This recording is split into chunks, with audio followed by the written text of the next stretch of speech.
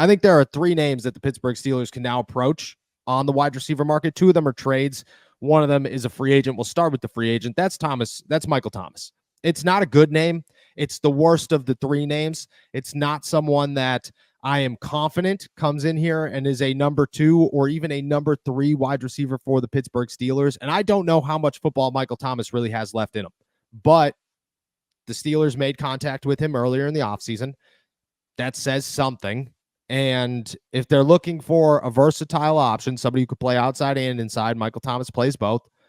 He's a veteran. He's done this. He's had as much success as you could have in the NFL early in his career. Obviously, he's struggled since because of injuries, but I'm not going to rule it out. I think that where we sit right now, Brandon Ayuk was the best option. Now you're becoming a little bit more, okay, there's a sense of urgency. I think Michael Thomas is the only free agent option that I sit here and feel comfortable with. You could go with Hunter Renfrow, but I don't. Like, Hunter Renfrow is the same player as Roman Wilson and Calvin Austin. And you already have a Roman Wilson and Calvin Austin.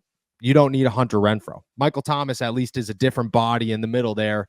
Could also jump outside when you need him to. Is physical. He could block. So that works as well.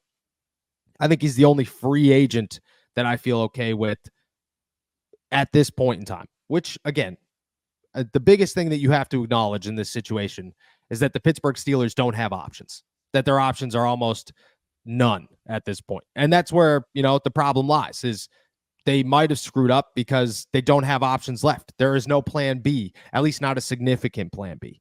The 2 trade options that I have are Courtland Sutton and John Mechie. And we've talked about John Mechie before. I don't know if the Houston Texans are willing to trade him. But if the Pittsburgh Steelers called the Denver Broncos and said, we'll up that 3rd round to a 3rd and a 4th, 3rd and a 5th, we'll give you a 3rd and a 3rd next year for Courtland Sutton, maybe they're listening. Because if San Francisco called and they were willing to listen to them, maybe Courtland Sutton is on the table. And maybe the Pittsburgh Steelers weren't willing to make an offer good enough back in the draft or back in late free agency because they knew that they wanted Brandon Ayuk. But maybe where they sit here today, well, Brandon Ayuk's off the table, so Courtland Sutton makes some sense. I could see Courtland Sutton being an option. I'd go get Courtland Sutton. If I was the Pittsburgh Steelers, I'd feel fine giving up a 3rd and some for Courtland Sutton just to say, okay, this is our best case scenario right now. Let's make it happen. It is no longer a plan B. This is our plan A. Let's try to toss all our eggs in this basket. He's cheaper. He isn't going to be worth all the draft compensation. There isn't any issues. He's a leader, and he caught 10 touchdowns with Russell Wilson last year. So I'm all for it. Courtland Sutton's my top one. I think he's the only realistic one as we sit here today, but I would open that door, and I think that door is cracked for a potential trade.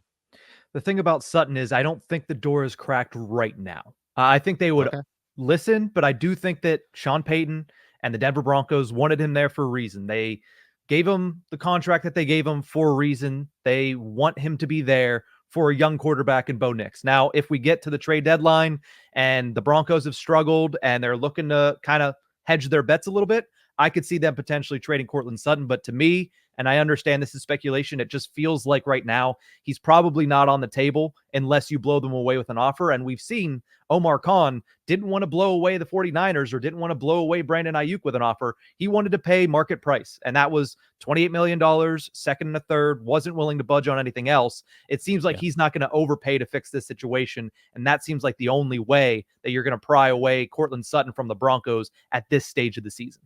Yeah, I don't disagree with that. I don't disagree with that at all. I think that might be the case. You're looking trade deadline. I think there'll be a few options, but and here's a good question for you: do they wait that long? Like, if the Steelers are going to go to the trade deadline, they might have Deebo Samuel, they might have Devontae Adams, they might have Courtland Sutton. There's probably going to be other names out there available as well because teams are going to. I mean, the Washington Commanders. If you're in a really bad spot, why not trade Terry McLaurin? That makes a lot of sense.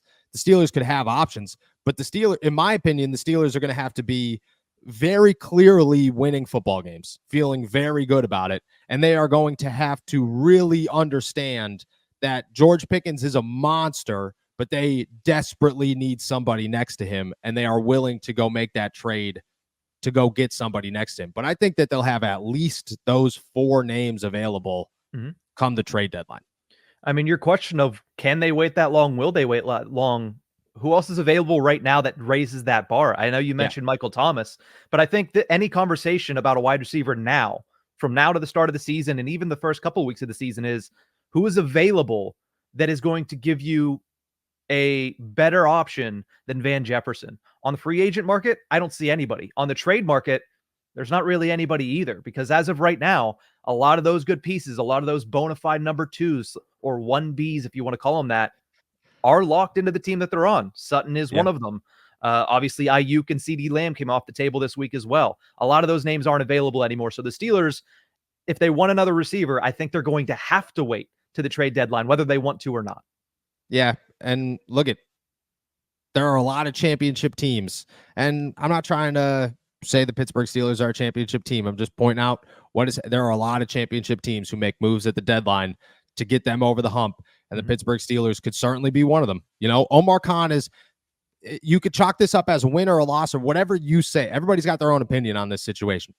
Omar Khan proved once again that he's aggressive and willing to make moves, and he does not care. So if there is a move to be made come the trade deadline, he does not care. He will make it, and he will make sure that this team is good. And he's done it before. You know, it was the other way around, but Chase Claypool didn't walk out of Pittsburgh on his own. He was shipped to the Chicago Bears in week 8 as we all sat there and interviewed him in the locker room 10 minutes before he was sent West. How would you even say that? Chicago, sent to the Windy City. Yeah, Northwest. Yeah, from Pittsburgh. Northwest. Yes, Pacific. from Pittsburgh. Yeah.